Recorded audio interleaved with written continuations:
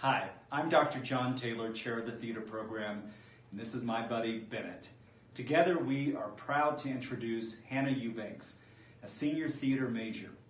Today, she's going to talk about what she's been working on for the past year. Last spring, as we went to remote learning, she was submitting her senior thesis or capstone project for this year, which was to direct a show at our Black Box Theater. Of course, we soon realized we wouldn't be having live audiences in our theater, so Hannah had to go back and refigure how does she make theater that meets the demands of our time. And at the same time, she wanted to do a work that addressed the issues of our time. In this talk today, she's going to talk about and share with you what she ended up doing in creating relevant theater that not only worked for her senior thesis project, but helped to address the very issues we've been facing for the past year. It's my distinct honor. Here is Hannah Eubanks. This is 6 Feet Apart, Creating and Directing Within a Global Pandemic. When I started the senior thesis directing process in January of 2020, I was expecting to direct a one-act feminist work in the comfort of our experimental theater. I imagined character work, blocking work, physicality work, normalcy. Silly me. This process was in no way normal. Exciting, yes. Worth it, absolutely. However, it did not start that way. When we left school in the spring of 2020, it left me with a sense of hopelessness. I wasn't sure what the fall of 2020 was going to look like. I had a lot of questions. My peers and I had many conversations. We had hoped it wouldn't be that bad or last that long, but silly us. Though I had submitted exciting, challenging, scripted works, they seemed almost impossible to pursue. Outsourced scripted work requires a timeline and structure, and that is just not a luxury that I or the theater had at the time. We needed a work that was made of water, in a sense. We needed it to be flexible and fill and shape whatever capacity we needed it to at the time. After many conversations with Dr. Taylor, it was clear that making my own piece would be what's best. And in a matter of seconds, I transformed from quarantine student to quarantine artist. I was tasked with building a docudrama to fit around whatever fall semester was given to us. Working as quarantine artist and later as director who followed strict COVID-19 protocols, I learned the amount of flexibility it takes to develop a script. I learned that as a director, you have to be open to change, taking it as it comes and not letting your process stop. I also learned as a director that I needed to let go of things that I had no control over and lean on my community here at Adams State Theater. As I thought about possible avenues to pursue with developing a script, I realized that the answer for my topic was so obvious. The docudrama's topic was looking right at me the entire time. Though the world was in complete disarray, it presented a gift to me. I'm an artist living through a time that is ready to be made into art.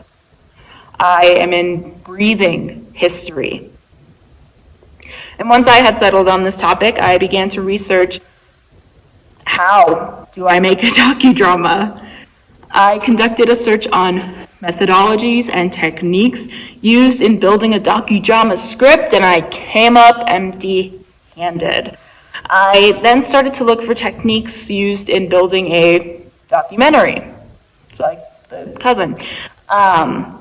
Hoping I'd be able to translate those techniques to theater. I came up empty-handed yet again.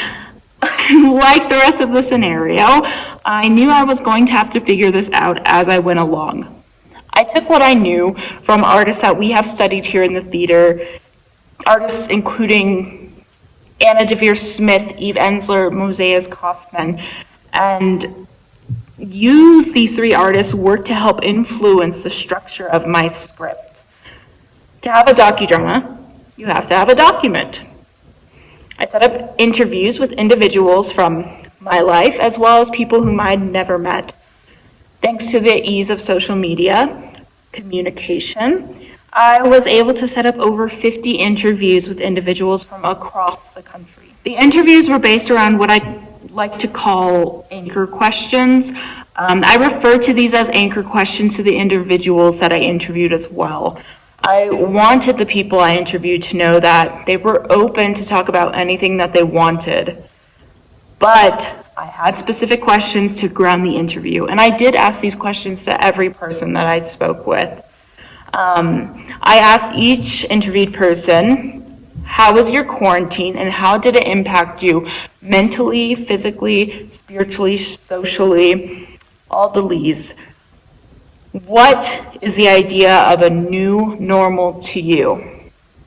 Do you think we are currently living through history? And do you have any opinions or thoughts on the socio-political issues that are raging right now? In the early stages of collecting these works, I was very, very fortunate enough to Skype call with the Laramie Project's writer and actor, Greg Purati, assistant professor at the University of Arizona.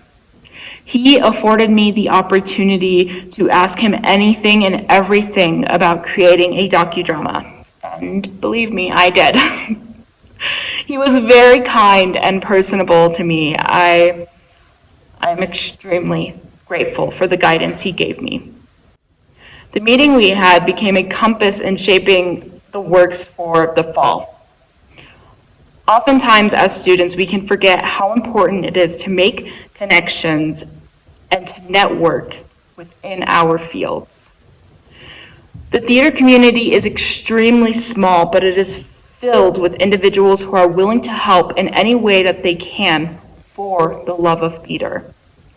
I learned as a writer and director that keeping these connections are crucial for the theater making process.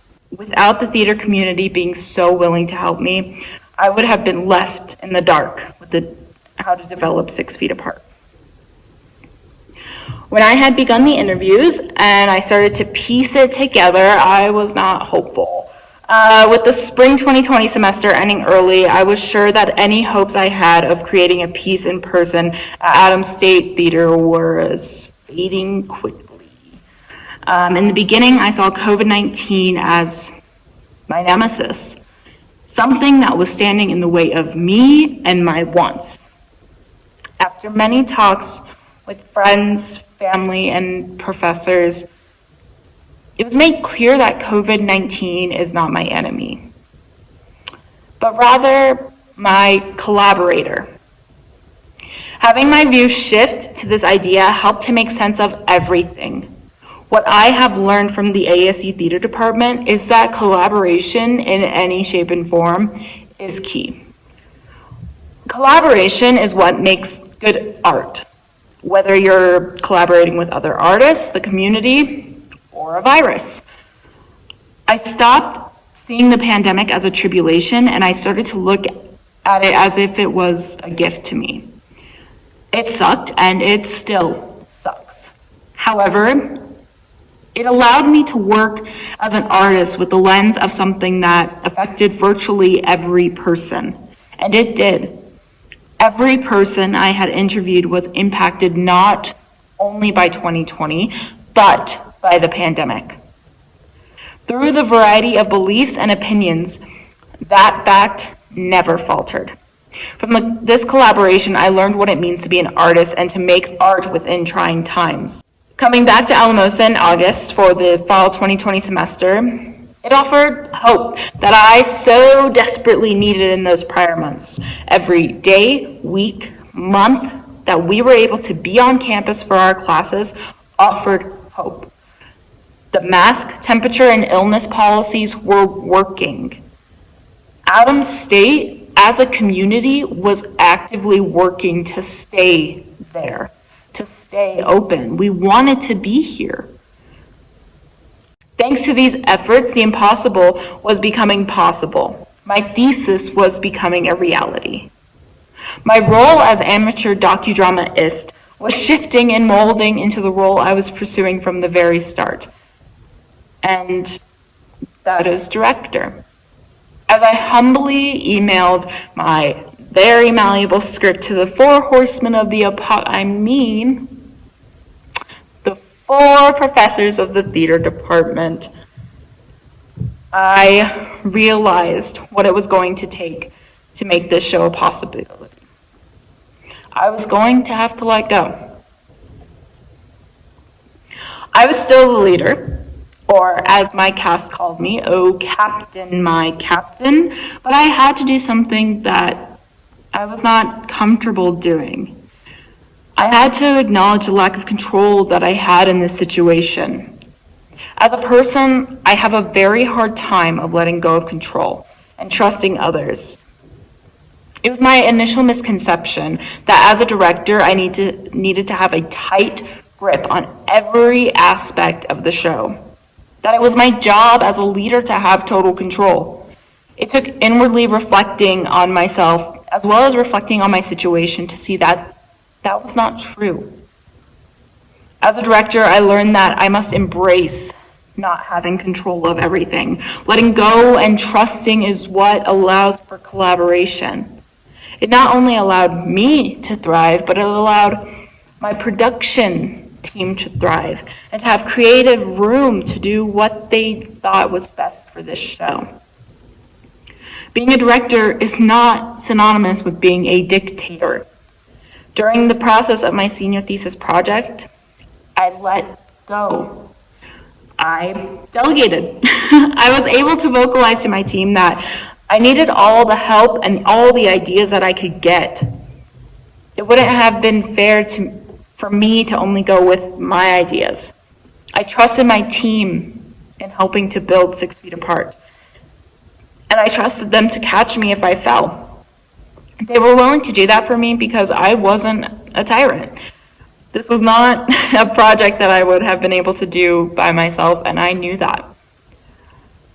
I was very candid with my production team. I didn't know what this show was going to look like. I leaned on them, and they supported me. They caught me before I fell. In order to have my team working creatively in the same direction, I translated my interview process to them. I emphasized the themes from the interviews that I began to notice. I offered the ideas of isolation, community, history, and realness to my team. They knew what I meant. They knew it as if they had been living it for the last year. And they had been, as we all had. Though the approach to the docudrama itself was unconventional, we remembered that these were real words said by real people. Regardless of what actor they fell on or in what context they were told, these words were real. We built a world that offered hints of realness, but was most certainly stylized. Through the stylization, we were allowed to build our own conventions. We created an escape from the real world by flipping it on its head and honing into those key terms that I aforementioned. The show as it was took the ideas of every person involved. There were roles, but without the collaboration of every individual, 6 Feet Apart would not have been the show it was. I wasn't positive on how the show would be seen by an audience. I'm extremely thankful that the technical director of ASU Theater, Professor Gerke, took it upon himself to become knowledgeable in live streaming. He made sure that we had the equipment we needed to be successful. He also headed the discussions on what needed to be done and bought to not only make my live stream possible, but future ones as well. I am also entirely grateful to the director of theater as of fall 2020, Professor Nielsen. She took charge in finding us a ticketing platform for us to stream on. As a director, I was able to put my focus on directing the show and not have to worry about how it was going to be produced for the public. Collaborating with Professor Gerke and Professor Nielsen allowed me to put my energy into the making of 6 Feet Apart. I began to gain my footing and ground myself in the rehearsal process. The logistics of the script were coming together as we worked, and the dialogue was divided between the numbers 1 through 7. So there weren't characters, and there weren't names associated with the dialogue, but rather I just gave numbers to my cast and assigned them dialogue to be said. We as a team were faced with a multitude of challenges. Acting in front of a camera while masked was something no one in the room had done before. I needed help in getting the sense of realness over this obstacle, and Dr. George McConnell offered me tools to help the situation. The actors had sat in front of a camera and were prompted with their lines and really tried to communicate as if they were talking to somebody behind the camera. And it worked. This really helped the actors get out of their heads. The design and technological aspect leaned heavily on collaboration in this process as well. The set shifted and shaped as the rehearsal process went along. Actors collaborated with the set designer and we built these different worlds that were almost shaped like cubicles. They were 7 open framed 4x6 structures spread out over the length of the main stage. An aisle was created between them, and we had 4 on one side and 3 on the other. We wanted each to be unique because it reflected how COVID-19 made the world feel. We each had our individual spaces that we were confined to, really, but we were all, because Adams State had never, in a sense, tackled live streaming a production before, we weren't sure on where the royalties for music were, and how to go about that process and how to get those things. And we got in a bit of a tiffy before the show's opening night. It was opening night, and Dr. Taylor had told me that the songs that we had been rehearsing to were not available to us. We did not have the royalties granted to us, and therefore we needed to find royalty-free music stat. And thanks to collaboration, actor and lighting designer Gwen Gardner put me in contact with a band that they know in St. Louis, the Public, and they granted us permission to use their music for my show. The final product was everything I could have hoped it would be. It is a testament to how resilient we as theater artists are, how resilient I am. I leaned on what it means to collaborate in many senses. Obstacles are always going to get in the way, whether it's finding royalty-free music or a pandemic. They will be there. The first step is not being discouraged by them, but taking them head on. They want you to give up and turn away. It's when you run face first into them that something incredible happens.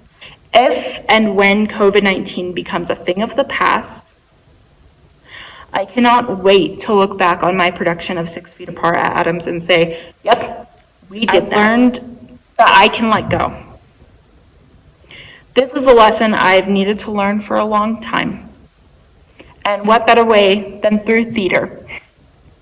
Another important lesson I had learned through my directing experience is that asking for help does not make you weak. It makes you strong. I feel very humbled, supported, and excited as an artist going forward into the world. I am tremendously grateful for this experience and everyone who gave their all in making 6 Feet Apart, a live stream production, a reality. Thank you.